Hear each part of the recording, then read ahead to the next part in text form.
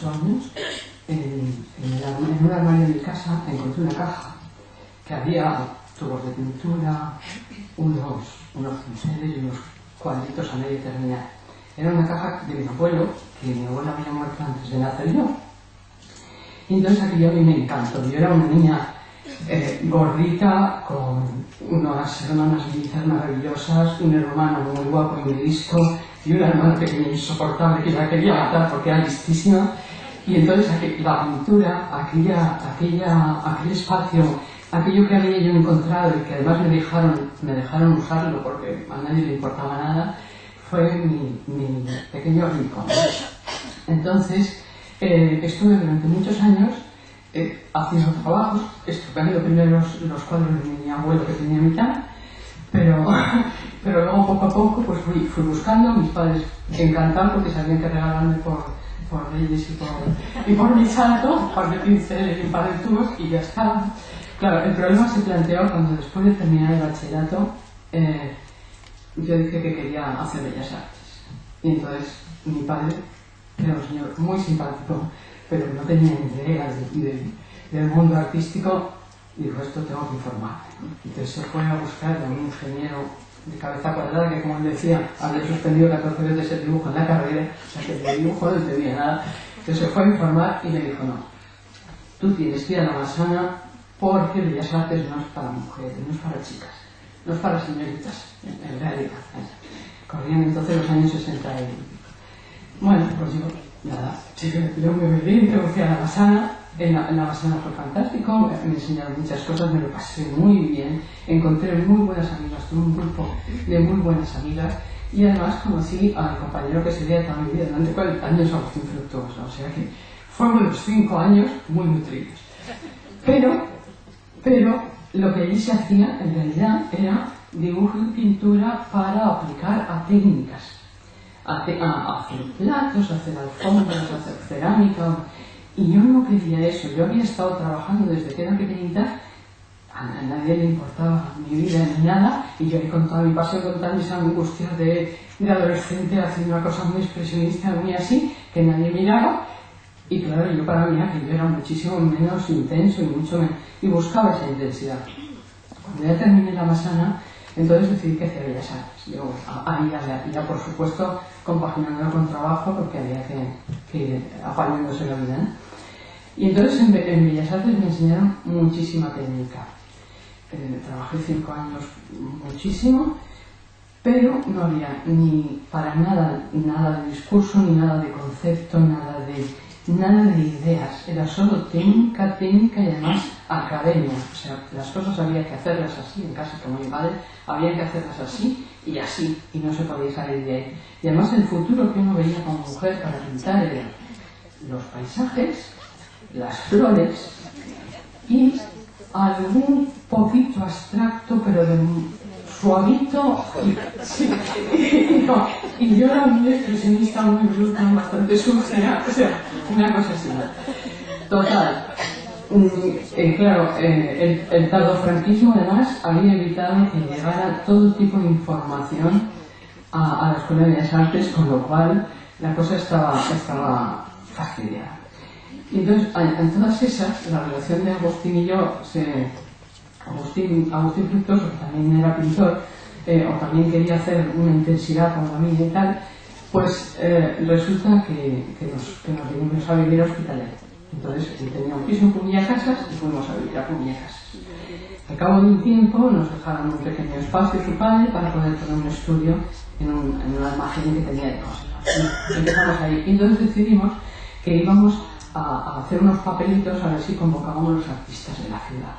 Yo había vivido toda mi vida en Barcelona y iba más perdida que un pulpo. Bueno, eso, pero hicimos los papelitos. Y entonces la sorpresa fue que tuvimos muchísimas demandas de clases. Por favor, enseñadnos, ¿no? Yo no sé, era extrañísimo. Por favor, enseñad. Y además con una urgencia. Y esa urgencia tenía mucho más que ver con mi forma de enfrentar el trabajo, de cómo yo quería trabajar, ¿no? Y entonces pensamos, bueno, pues lo intentamos, vamos a ver qué. Entonces empezamos a montar pequeños grupos y bueno, pues enseñar por lo que lo que habíamos aprendido en la escuela, en realidad. Pero poco a poco fuimos viendo que las cosas, claro, la escuela no nos servía, teníamos que ingeniárnosla. Poco a poco nos fuimos dando cuenta además que todo el mundo, que la demanda era urgente porque todo el mundo, y cuanto menos estructura cultural o social hubiera, más evidente se hacía, porque la gente no tenía como defensas, no tenía como estereotipos para enfrentarse, la urgencia de explicar ese pequeño mundo íntimo que uno no sabe explicar con palabras. Y entonces que para desarrollar esa pequeña historia que uno tiene, necesitas el arte. Entonces yo llegué a la conclusión, entonces, hace muchísimos años ya, que el arte era necesario realmente. O sea, que es esa pequeña cosa que incluso tienen las alcaldesas o las empresarias suyas íntimas personales, solo se desarrollan en la práctica personal del arte, ¿no? Entonces hice una de mis primeras partes del trabajo, la acción política, porque para mí ha sido siempre política, porque la política es aquello que hace el individuo y influye en la sociedad de una manera muy general, por supuesto, no como habla Julia Marín, pero de una manera muy general, la opción política de crear el taller de Pubilla Casas. Y entonces decidimos montar no el taller de Pubilla Casas, sino unos grupos para enseñar y entonces investigar el método de poder enseñar, porque nos encontramos con gente que no tenía estructura de estudio, de trabajo, que no trabajaba bien con las cosas muy abstractas, y entonces empezamos a trabajar creando experiencias, participando nosotros de la misma experiencia, metiéndonos en la investigación, en el trabajo, y entonces vimos que así se podía de alguna manera compartir lo que nosotros éramos capaces de vivir y lo que habíamos aprendido.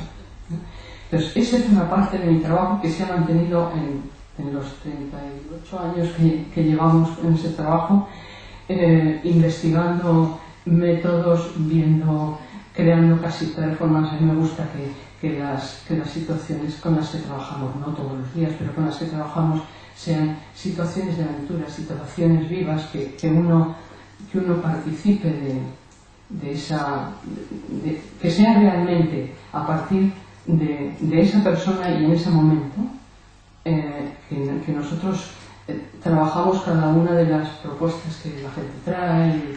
Entonces es esa pelea, porque es un método, en la universidad lo llaman el método constructivista, y vienen a veces chavalines de los másters a hacer prácticas al taller porque dicen que no es muy corriente, pero yo no lo he hecho como una teoría, sino lo he hecho como una vivencia artística, lo cual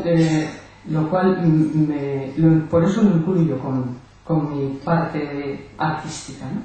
He tenido otra faceta paralela, la faceta mucho más íntima, porque para mí es reflexionar mis propias historias trabajando, haciendo lo mismo que han hecho los demás, pero yo en mi rincón, ¿no? Y así con eso empecé con una expresionista de esas así muy lanzada, luego he estado siguiendo con un expresionismo abstracto de grandes formatos y tal, y luego y últimamente he trabajado más en una especie de figuración, porque estoy muy interesada en temas como el olvido y la memoria colectiva.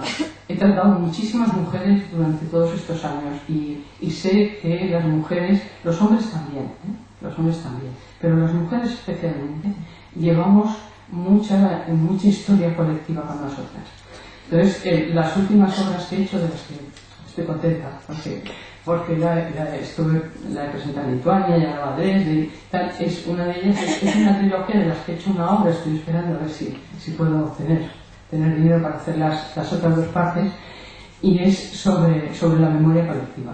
Y sobre la memoria colectiva he hecho una videoinstalación en que nueve mujeres amasan pan, harina, ¿no?